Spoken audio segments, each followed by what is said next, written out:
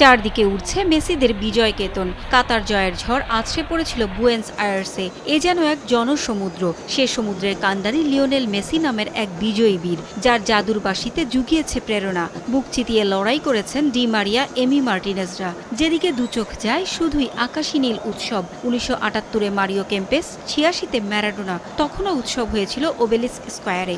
মাঝে কেটে গেছে 3 যুগ।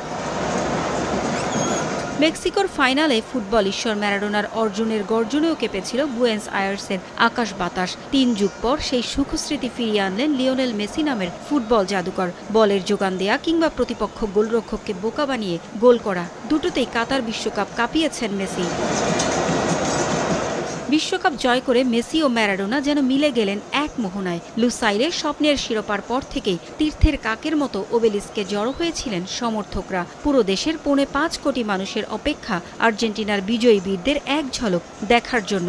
আর্জেন্টিনা ফুটবল অ্যাসোসিয়েশন হয়ে ছাদখোলা বাস ছুটে চলেছে ওবেলিস্ক স্কয়ারের পথে। রাস্তার দুধারে দাঁড়িয়ে লাখ লাখ সমর্থক বিশ্বকাপের রেপ্লিকা ট্রফি হাতে জানান দিয়েছেন হৃদয় উজাড় করা ভালোবাসা।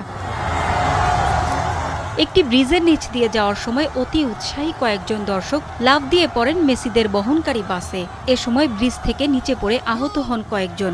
তথ্য অনুযায়ী মেসিদের দেখতে 4 লাখ মানুষ জড়ো হয়েছিলেন ওবেলিস্ক স্কয়ারে। সে পর্যন্ত যেতে চাইলে এমন ঘটনা আরও ঘটতে পারে। বিপদের শঙ্কা থেকেই ফুটবলারদের ছাদখোলা বাস থেকে তোলা হয় হেলিকপ্টারে। মাঝপথে স্থগিত করা হয় ছাদখোলা বাসের জয়যাত্রা। এমন ঘটনায় দুঃখ প্রকাশ করেছেন আর্জেন্টিনার ফুটবল অ্যাসোসিয়েশন প্রধান ক্লদিও তাপিয়া।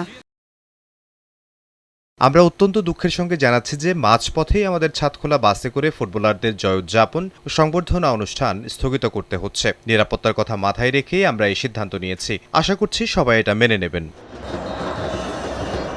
শেষ পর্যন্ত ফুটবলার ও দর্শকদের নিরাপত্তার কথা মাথায় রেখে হেলিকপ্টারে করেই ওবেলিস্ক স্কয়ার পর্যন্ত যান মেসিরা।